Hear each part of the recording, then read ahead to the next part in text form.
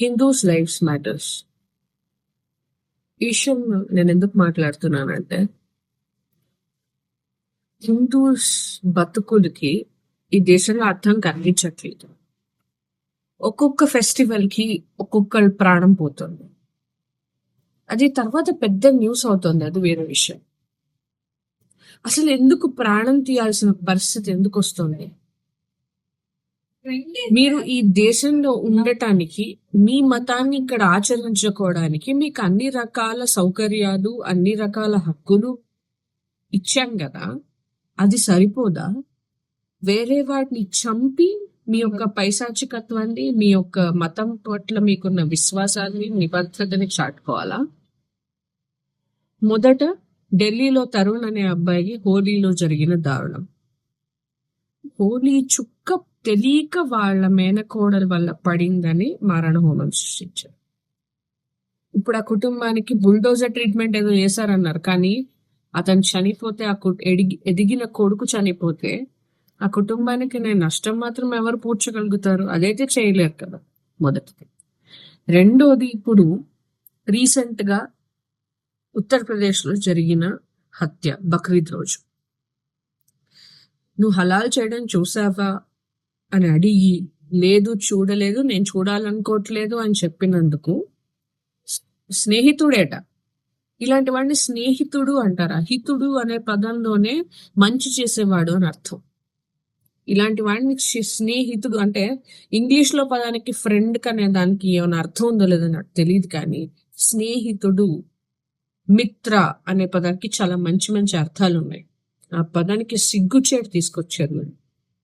మతం రంగు పులవద్దు అని అంటే మరి జరిగింది అదే కదా, మతం దృష్ట్యానే జరుగుతోంది కదా. మతం దృష్ట్యా జరిగినప్పుడు, ఈ మతం కోణంలో జరిగినప్పుడు మతం గురించే మాట్లాడాల్సి వస్తోంది. మరి ఏం చేయమంటారు మమ్మల్ని? ఏమైంది ఇప్పుడు? 17 ఏళ్ల కుర్రాడు అసలు ఏం చూశాడు ఆ సూర్యప్రతాప్ చౌహాన్? ఆ చంపిన అసద్ గాడు ఇప్పుడు ఎన్కౌంటర్ అయ్యాడు. మరి వీళ్ళ సంగతి ఎందుకు పదే పదే జరుగుతున్నాయి? అండ్ అక్కడున్న లోకల్ ముస్లిమ్స్ ని ప్రశ్నిస్తే, అవునా అలా జరిగిందా అంటే, అదే ముస్లిమ్స్ లో ఒక అబ్బాయి, ఈ ఏజ్ వాడే అనుకుంటా, మంచి పని చేశారు ఎన్కౌంటర్ చేసి అని మాట్లాడాడు. మెచ్చుకుంటాను నేను. అదే మనం మంచి మాట్లాడినప్పుడు, చెడు మాట్లాడినప్పుడు మంచి కూడా మాట్లాడాలి కదా, చెప్తున్నాను. ఒక అబ్బాయి సపోర్ట్ చేశాడు ఎన్కౌంటర్, అతను కూడా ముస్లిమే. ఇప్పుడు చేరి 4-5 కలిసి చంపేశారు. వాళ్ళకి ఇన్స్ట్రక్షన్ వచ్చిన వాడు అంజద్ గిమ్జద్, అసద్ వాడి దాని తండ్రి అనమాట, నవాబో గివాబో ఏదో పేరు. వాడి ఇన్స్ట్రక్షన్ ఖతం కర్ దో ఉస్కో ఆజ్ అంటే, వాళ్ళ పండగ వాళ్ళు ఇలా సెలబ్రేట్ చేసుకుంటారా? ఇవాళ కుర్బానీ ఇవ్వాలి కాబట్టి కుర్బానీ ఈ అబ్బాయిది ఇచ్చారా కుర్బానీ? ఇప్పుడు ఎక్కడ పోయారండి ఈ సెక్యులర్ మేధావులంతా? ఆడెవడో కాక్రోచ్ జనతా పార్టీ అని పెట్టాడు కదా, రిజైన్ అంటున్నాడు కదా.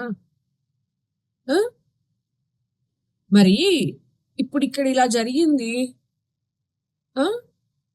మరి ఈ డిమాండ్ చేయండి, ఆ మత పెద్దలందరూ కలిసి ఈ వీళ్ళకి న్యాయం చేయాలి అని చెప్పి మాట్లాడండి. ఇలాంటి వాటికి మీరు మాట్లాడరు కదా. అంతే, మాట్లాడితే అన్నిటి గురించి సమానంగా మాట్లాడాలి. సో హిందూ లైఫ్స్ మ్యాటర్ అండి. ఇప్పుడైనా హిందువులు భాయి భాయి అనుకుంటూ రాసుకు పూసుకొని తిరగకుండా కొంచెం జాగ్రత్తగా ఉండండి. అందరూ అలానే ఉంటారా అనే డౌట్ఫుల్ మైండ్ పెట్టుకోండి. ఓవర్ నమ్మకాలు పెట్టుకోకండి. కొంచెం డౌట్ ఉంటే తప్పదు, డౌట్ ఉన్నా పర్లేదు, ప్రాణం మిగులుతుంది. కానీ డౌట్ లేకుండా వెళ్ళి వాళ్ళు నా ఫ్రెండే అని చెప్పి వెళ్ళేసి ప్రాణాలు మాత్రం పోగొట్టుకోకండి. చేస్తున్నారు.